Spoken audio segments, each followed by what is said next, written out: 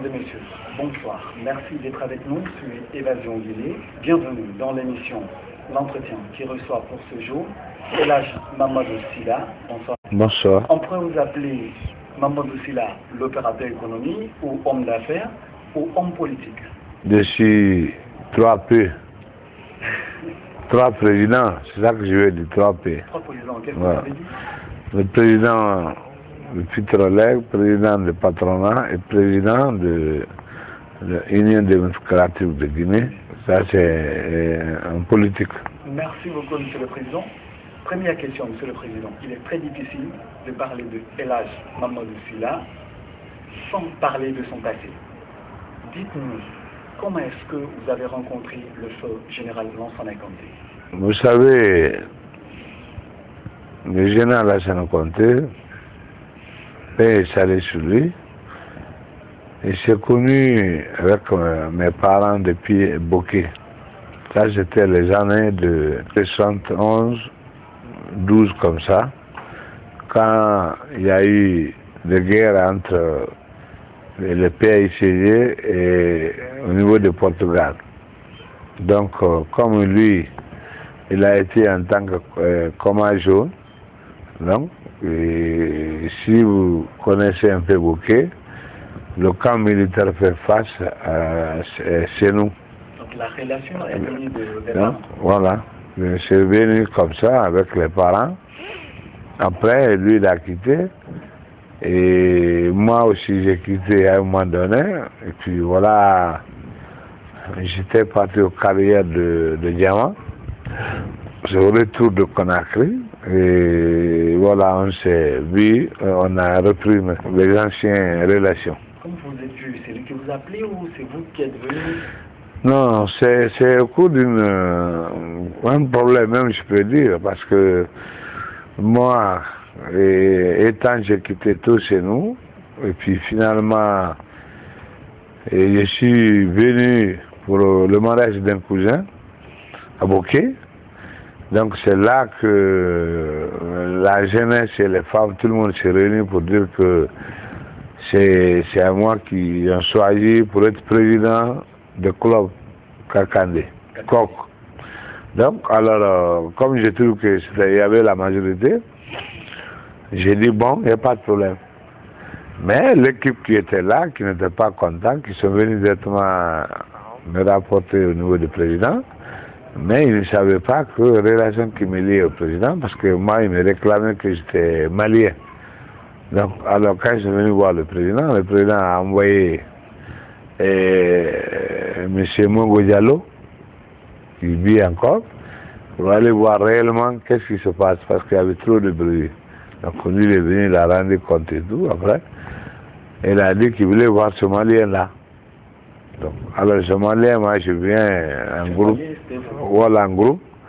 Alors, dès qu'il m'a vu, il dit, ah, mais il dit, là, c'est là, tu fais partie aussi. Mais les gens disent non, mais il s'agit de lui. Il dit, mais écoute, il dit, en Guinée, il ne faut jamais tuer quelqu'un. Quand quelqu'un dit il a fait ça, il faut toujours vérifier. Il dit, à partir de là, je ne veux plus faire de mal sans vérifier. Est-ce qu'on peut dire que la chance du président est venue de là, avec sa rencontre avec le feu général? Quel président? Vous, votre prospérité.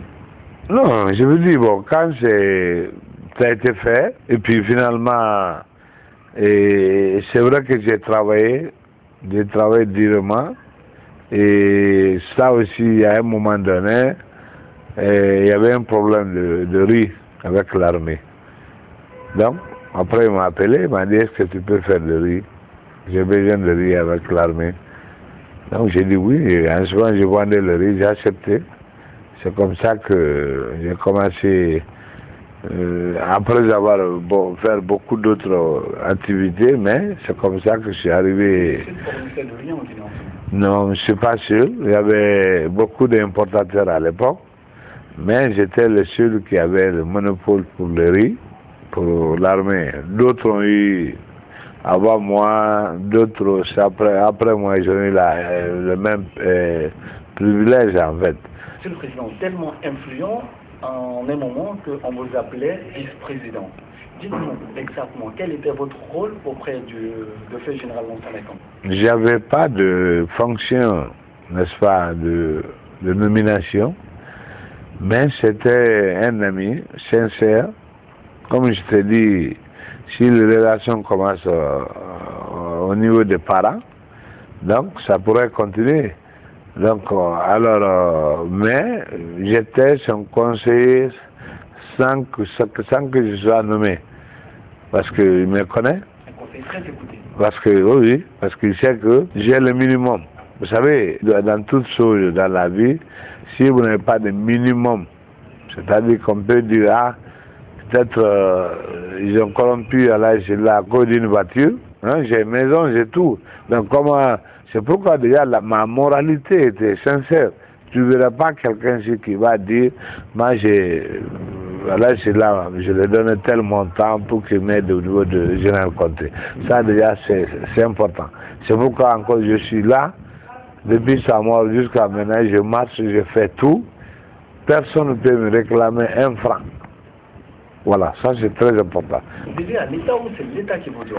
Mais l'État me doit, c'est l'État qui me doit l'argent. Combien? L'État me doit, l'audit a été fait. J'ai reçu 8 audits. Je crois qu'il n'y a personne qui a reçu ça. Parce que, vous savez, moi, mon cas, il y avait politique là-dedans. Il y avait de mauvaises foi, des gens qui dirigeaient, il y avait de mauvaises foi, il y avait politique aussi derrière. Donc, comme les gens m'ont vu venir, ils ont dit qu'avec son empire et tout, donc voilà, il pourrait embêter demain. Donc, voilà. C'est à cause de ça, ils m'ont empêché, ils ont créé beaucoup d'audits jusqu'à 8 fois, mais chaque audit a sorti dit que l'État me doit même, le dernier audit que FFA, Ernest Young a fait, ça c'était cabinet international.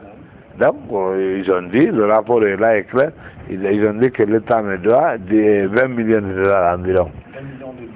20 millions de dollars environ. Mais la procédure de paiement, aujourd'hui, où en sommes-nous? On est nul au cas de pas. C'est-à-dire aujourd'hui, c'est ça le problème aussi. Quand je crois que l'État doit un opérateur économique, normalement, si tu n'as pas le moyen, il faut l'appeler pour que vous sachiez quand même vous parler. Et que vous puissiez dire, bon, voilà les échéanciers, voilà, c'est comme ça, machin, tout. Mais, je vois que le gouvernement ne fait rien, il ne fait pas, c'est-à-dire, parce que moi je vois, c'est parce que je suis guinéen, parce que si c'est les Blancs qui avaient donné condition pour avoir les 20 millions de dollars, j'allais hypothéquer même la Guinée, parce que c'est comme ça. Mais si c'est un individu ou un Guinéen qui fait effort, et ce montant-là, j'avoue, j'ai donné, c'est à cause des rebelles qui sont venus qui nous envoyer ici. Donc c'est l'argent que j'ai pris, j'ai acheté les fusils avec donné livré à l'armée, j'ai acheté les tenues, j'ai acheté le riz et des véhicules pour donner à l'armée pour aller combattre les gens là. Vous savez, les gens oublient aujourd'hui quand on dit oui, on a combattu les rebelles et puis ils sont partis. Je pense que tu ne peux pas dire à quelqu'un va aller au champ, aller cultiver, soit tu n'as pas de tracteur ou tu n'as pas d'abat pour cultiver. Le président était là, courageux, c'est vrai et tout, mais c'est-à-dire, moi j'étais là en tant que barre de fonds, donc je l'ai aidé et le président a dit à tout le monde qui veut entendre. Donc voilà comment, lui il était là en tant que bon militaire et tout, moi j'étais là en tant que financier qui est derrière, qui prenait tous les risques que ça peut. Il n'y avait pas que moi. Ils ont demandé d'être commerçants, mais les gens ont dit non, qu'ils ne sont pas une banque, et puis l'État est menacé, ils ne vont pas donner l'argent. Voilà, depuis lors, le président maintenant a su qu'il a trouvé le vrai ami, il faut travailler avec lui. Est-ce qu'on pourrait dire à la suite de cela que vous étiez le financier de ce général? En matière de gouvernement, oui, c'est la vérité. Il n'y a pas un département que je n'ai pas fourni le véhicule. Il n'y en a pas. Il n'y en a pas de direction nationale, de communes, ainsi de suite. Il n'y en a pas. C'est moi qui donnais les véhicules. On me demande de donner les véhicules à tête. C'est moi qui donnais tout. Dans le passé, président du patronat numéro 1 du conseil d'administration de l'Office de promotion des investissements privés en Guinée, troisième employeur après l'État et les compagnies de Boston. Aujourd'hui, économiquement, quelle est votre place? Ma place, je suis quelqu'un qui a travaillé beaucoup durement. Donc, bien sûr que l'État me doit l'argent. Mais, j'ai su quand même mettre un peu d'économie dehors. Et comme, c'est l'exemple comme quand on m'a demandé de fournir des véhicules et tout pour l'armée. J'étais parti chercher l'argent que j'avais ailleurs. Ça dormait là-bas, il me faisait d'intérêt, n'est-ce pas? En Suisse, par exemple. Donc, j'ai pris l'argent là pour aller acheter des marchandises avec et venir livrer. Donc, j'ai fait de l'économie, n'est-ce pas, quand même un peu. Hein, pour que je pensais que la vision, peut-être si ça ne va pas, ou que le paiement la retarde, pour que je puisse quand même faire, bon, je ne reste pas comme ça sans vivre. Mais j'avoue que depuis, si on peut dire, troisième République qui est venue, je dirais que je faisais partie des personnes qui se battent sur tout plan pour que le professeur soit là. Mais aujourd'hui, je ne vois rien. C'est la vérité. On en reviendra, Monsieur le Président. Bon. On en reviendra. Le patronat guinéen, on n'en parle plus comme dans le passé. J'avoue que c'est la vérité, parce que, vous savez, on dit que la place vaut ce que le premier responsable vaut. C'est la vérité. Quand moi j'étais là, on ne parlait plus de patronat que le gouvernement même. Vous-même, vous savez, si vous étiez là. Et moi, souvent, j'ai des invitations officielles des présidents de la République, soit des sous-régions africaines et tout. Parce qu'à un moment donné, j'étais président de patronat de 54 pays d'Africains. Donc, alors, tout le monde, quand je sors, où on se rencontre dans des grandes meetings, tout le monde s'approche à moi, ils veulent, parce que j'ai entendu parler de moi. Il y a mon site Google, qui est sur Google et tout. Donc les gens disent que lui, bon, c'est... Donc chacun veut travailler avec moi. Donc j'ai pris mes avions à l'époque. Et Air Guinée, j'ai parti faire le voyage officiel et tout ça. Donc, mais qu'à un moment donné, comme je veux faire la politique, j'ai décidé de nommer quelqu'un intérimaire pour qu'il puisse me représenter en attendant, parce que déjà je suis dans la politique. C'est pas incompatible, ça je peux vous dire, c'est un poste électif. Tant que poste électif, tu peux te faire élire même 10 fois. Il n'y a pas de problème. Les Guinéens, ils confondent les choses. Mais j'ai dit qu'à un moment donné, je vais me concentrer pour la politique, mais je donne intérimaire à quelqu'un. Bon, ça a duré, le gars. C'est vrai que... On peut savoir de qui il s'agit? Hein? On peut savoir de qui il s'agit? Bon, non, j'avais donné, n'est-ce pas, à monsieur Kaltamba, qui est même mon père, parce qu'il a donné son enfant à moi. Donc, je l'ai donné, mais j'avoue que c'est vrai que c'est pas facile, parce que tout le monde n'est pas comme Allah ici là. Allah ici là, de l'argent, il est influent. Oui, bon, mais j'ai dit, c'est-à-dire de tout. Tout le monde n'est pas comme Allah ici là, parce que ce qu'Allah ici là peut prendre à sa poche, donner pour la cause commune, et tout le monde ne peut pas, ou il n'a pas de moyens, ou il n'a pas la volonté de faire. Donc, quand ça s'est pas marché, après on m'a envoyé notre Cissé, Cissé Ségou, aussi qui est venu, et ils m'ont dit, bon, lui il peut, machin, il a le moyen, tout. Mais, on peut dire aujourd'hui que le patronat guinéen est divisé, ou la politique... Non, je vais vous dire, on a fini, j'ai dit que c'est... Le deuxième est venu, Et le RSE, j'ai mis 3 mois aussi, le RSE maintenant plus d'1 an.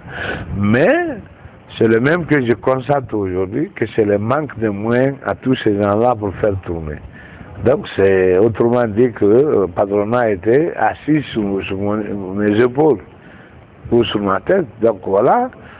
Et c'est vrai, on est en train de trouver la solution. J'ai demandé qu'on convoque une réunion pour essayer de voir exactement qu'est-ce que... Parce qu'en fait, le patronat, normalement, on est affilié dans tous les trucs au monde. Mais si, tant qu'il n'y a pas de congrès, moi je voulais que les gens puissent faire quelque chose, je leur ai donné fait de route, ils allaient faire ça, et puis on allait aujourd'hui faire peut-être faire le congrès. Peut-être que j'allais me retirer définitivement. Le nouveau président allait continuer. Voilà, c'était ma vision à la question. Vous comptez reprendre la tête du patronat? J'ai dit que... Parce que ça marche très mais le problème, c'est quoi aujourd'hui? Aujourd'hui, j'ai mis 2 intérimaires. Mais tous les membres viennent me dire que ça ne va pas. Et moi-même, je trouve que ça ne va pas. Parce qu'avant, comme je t'ai dit, on parlait de nous plus que le gouvernement. Donc, il y a tout ça qui a envoyé les jalousies après et tout ça. Donc, mais, si maintenant, on va voir, si on fait la réunion et tout, la réunion, on va convoquer une réunion très importante, les membres d'abord, on va voir en ce moment à qui la faute pour ne pas que le patronat marche. Si on trouve que, bon, le problème c'est avec les gens que je mandate ou quoi, on va essayer de voir peut-être un 3e mandataire, parce qu'en attendant, pour le moment, moi je m'occupe de politique, bientôt, Inch'Allah, le législatif va se faire. Hein? On voudrait savoir, oui. Après les affaires, après l'économie, vous jugez nécessaire de vous lancer dans la politique. Donc on pense que vous voulez vous faire protéger en allant dans la politique. Quelle est votre version? Mais protéger contre qui? La question reste posée. Ah non? Peut-être que tu me dis. Parce qu'il semble que vous devez à l'État. Vous avez dit tout de suite que c'est l'État qui vous doit. Donc à vous de nous donner cette réponse. Mais l'État n'a qu'à prouver que je le dois. Pourquoi vous avez créé, vous êtes lancé alors? Mais écoute très bien. L'homme doit évoluer. À chaque fois que je veux faire quelque chose, à un moment donné, ma vision dit que peut-être ça, là, c'est pas prêt d'abord. Alors il faut créer autre chose. Moi, chez moi, il y a plan A, plan B, plan C. Donc, pour ne pas être surpris dans la vie. Donc, quand on dit que je dois, mais l'État n'a qu'à prouver. Moi, j'ai prouvé. Parce que l'audit qu'on a fait, j'ai payé 5 milliards. On m'a fait payer 5 milliards pour que je puisse faire, on puisse faire l'audit. Après, je paye combien de millions encore, 300 000 dollars ou euros ou quoi. Tout ça, ils ont pensé à l'époque que je ne pourrais pas payer tout ça, donc du coup, on allait se clasher le dossier. Mais non, mais j'ai tout payé. Donc, alors, et même les banques mondiales, le Fonds monétaire ont dit, il faut payer à l'Aïsila, c'est prouvé, il y a ça, tout, il faut le payer. À un moment donné, ils ont conditionnalisé même pour le paiement de mon montant. D'accord. C'est-à-dire, on dit en conditionnalité. C'est-à-dire, quand on dit, bon, et les barres de fonds disent, bon, vous devez l'argent à quelqu'un, et ça fait trop de bruit, payer quand même l'intéressé. Parce que si tu ne payes pas les opérateurs économiques, qui doivent payer l'impôt, qui doivent payer la douane, mais le fonctionnaire, le salaire, bon, où on va prendre? Mais c'est lié, les choses sont liées, les gens ne connaissent pas. Si l'opérateur est pauvre, l'État est pauvre. Ça fait partie de ses obligations. Parce qu'il devait aider effectivement les opérateurs économiques soient riches. Parce que quand ils sont riches, c'est l'État qui est riche après. Parce qu'ils vont payer de l'impôt. Ils vont aussi embaucher beaucoup de gens.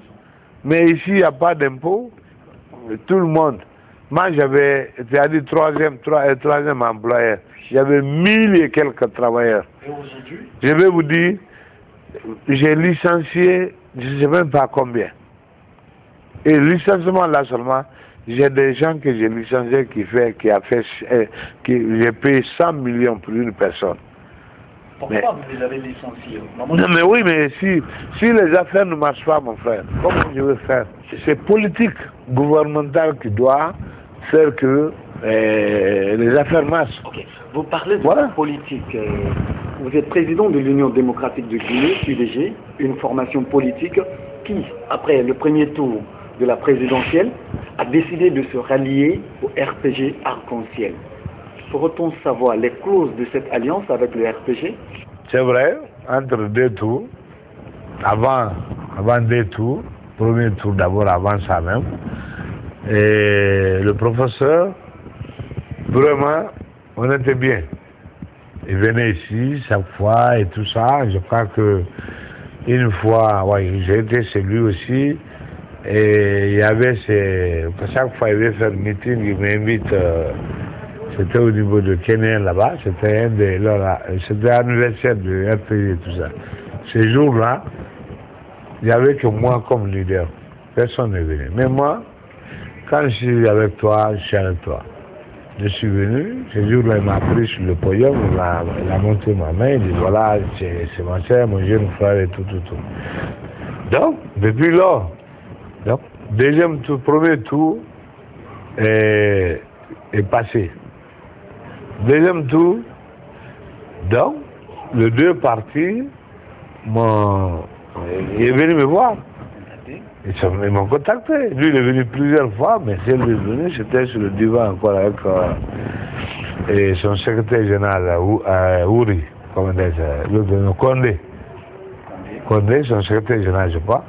Donc, ils sont venus me dire oui, bon voilà, ils ont discuté, ils m'ont posé des problèmes. Bon, j'ai dit que... On vous a certainement posé des conditions. Oui, les conditions étaient que conditions politiques. Moi, j'ai fait ça pour mon parti. Parce que je ne sais pas là, je ne veux pas un poste ministre, je ne veux pas... Les deux choses que j'ai besoin, c'est soit être président ou bien être président de l'Assemblée. C'est ça ma vision. Président de la République ou président de la République ou bien président de l'Assemblée, à défaut comme quelqu'un là-bas déjà. Maintenant, président de l'Assemblée, c'est ça ma vision. Donc aujourd'hui, on vous dit, Elhadji Mamadou Sylla est à la conquête de la tête de l'Assemblée. Il faut avoir l'ambition dans ta vie. Si tu n'as pas, qu'est-ce que tu dois... Il faut dire Dieu, je veux ça. C'est à Dieu maintenant de te donner ou de ne te donner pas. Mais il faut quand même qu'il sache qu'est-ce que tu veux. Okay. Quelles sont aujourd'hui les stratégies mises en place par l'UDG pour la conquête de l'Assemblée? Non, écoute très bien. Là où on est aujourd'hui, on est dans une alliance qui est claire et nette, qui a été signée. Je crois que c'est le seul parti qui a signé aujourd'hui avec RPG Arc-en-Ciel. Donc, on a signé là où j'ai positionné 10 candidats de députation. Vous savez, dans chaque chose, ça dépendra du groupe qui appartient. Si on veut bien faire le partage, on peut bien faire le partage pour que ça marche. Parce qu'il y a des minoritaires positifs. Comme majorité aussi, il y en a négatifs.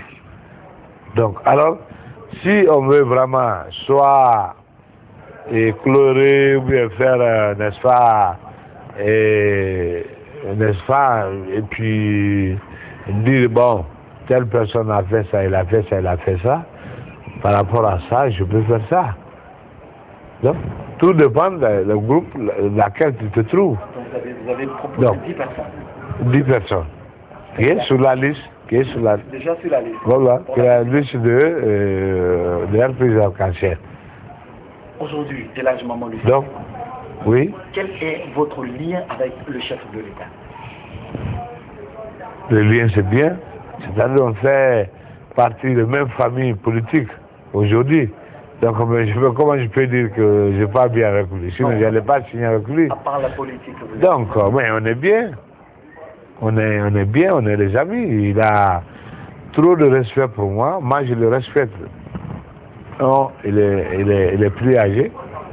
C'est ça, en Afrique, il faut respecter. De deux, il est président de la République. je vais du 3 même, j'ai fait partie des gens qui sont ajoutés à lui pour qu'il soit président.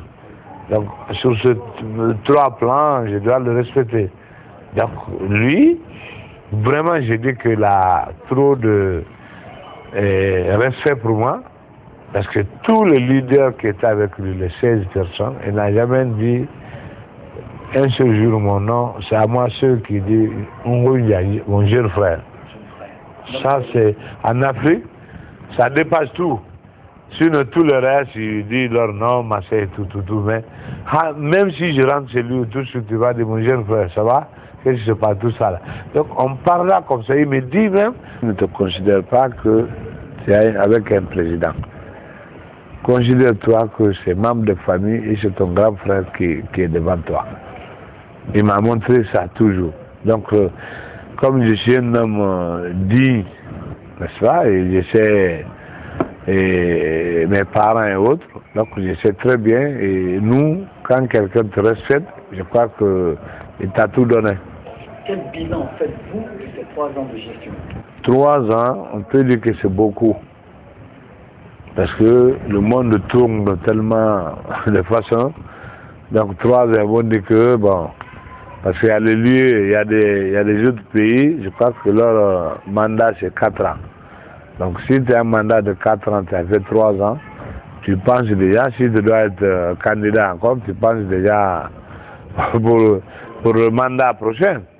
Donc, mais j'avoue que de tout ce qui était en Guinée, tous les problèmes qu'on a été en Guinée, tout était prioritaire. Vous avez compris ce que je veux dire? Tout était prioritaire. Quand tu prends des centres de santé, il fallait commencer sur ça. Tout est arrêté alors? Non, priorité, mais pas à refaire, mais prioritaire. Parce que si, par exemple, là, il me propose 3 solutions, je vais te dire le court terme, le moyen terme et le long terme. Mais si tu me dis le 3 que je te propose, là, tout est prioritaire, qu'est-ce que je dois faire dans ça? Il faut tout faire à la fois. Hein? Est-ce qu'on peut faire tout à la fois? Mais c'est ça le problème, est-ce qu'on peut faire tout à la fois? On ne peut pas le faire tout à la fois. Donc moi je crois que c'est le temps qu'il faut que l'intéressé puisse réfléchir comment trouver le moyen et que commencer, comme tu as dit, tout ça là à la fois, sans que personne puisse dire moi tu as fait c'est moi, tu n'as pas fait c'est moi. Tu sais, chez nous, comme on dit, c'est la Guinée est 4 régions naturelles. Et que c'est un véhicule de 4 roues. Quand il y a un qui est en panne, il faut réparer. Donc voilà, quand il y a ça, je pense que c'est des... Lui m'a dit une fois, il dit, mon frère, si je savais que votre pays était comme ça, il dit, j'allais même pas être candidat. Le président m'a dit ça. Parce qu'il a trouvé que tout est à reprendre, tout est prioritaire. Et sans compter le nouvel truc qui tombe sur toi, il y a trop de problèmes. Tu as vu l'histoire de... Heureusement que l'opposition, aujourd'hui, s'est entendue avec l'État. Mais vous voyez, le problème de l'opposition seulement, ça pourrait empêcher de dormir. Moi, je l'ai dit, mais je pensais que grand frère, tu savais que tu étais le premier responsable de l'opposition ici. Tu savais que tout ce qui s'est passé en Guinée. Il dit oui, je partais, je venais, tout ça. Quand il a dit que s'il savait que c'était difficile comme ça, il dit mais si tu es dehors d'une affaire, tu ne peux pas savoir. Il faut rentrer pour savoir ce que ton prochain qui était là. Tant que le premier 5 ans n'est pas fini, on ne peut pas faire réellement le bilan. Le bilan mi-parcours. Le bilan mi-parcours, comme je vous dis, il a posé pas mal de choses, telles que l'histoire de barrage de Caleta. Aujourd'hui, les gens ne voient pas ça tout de suite. Il y a aussi l'annulation de nos dettes là et tout ça. Donc, il y a beaucoup de choses. Mais ce qu'on dit, ce que les autres disent, et ceux qui sont présents disent que ça, c'est macroéconomique. Hein? D'autres disent que ce n'est pas macro de marmite. Vous avez compris? Donc, maintenant, parce que macroéconomique, c'est pour... L'argent là va servir à mettre les routes. il va construire les écoles, il va construire les hôpitaux. Hein? Il va faire tous les grands trucs que l'État a besoin, d'une population l'État a besoin. Mais ce n'est pas ce montant-là qui va être dans le marmite de l'homme qui a faim. Le bas peuple. L'homme qui a faim. Tu ne peux pas dire, lui-même quand il prépare le riz tout de suite, il veut manger, tu dis, non, va laver ta main d'abord, il est fâché contre toi. Parce qu'il veut manger d'abord, hein, avant même laver sa main. Oui. Donc tu ne peux pas dire à cette catégorie de personnes pour dire que moi j'entends de mettre le pont, j'entends de faire quoi et quoi et quoi, pour lui, c'est pas son problème. Donc c'est ça qui fait que l'effort de professeur, c'est difficile parce que le bas peuple, là, malheureusement, ils sont plus nombreux. Ils comprennent. Bon, surtout les gens de Conakry. Moi, j'ai fait tout le long j'ai fait tous les territoires de Guinée pour aller sensibiliser mes gens et tout.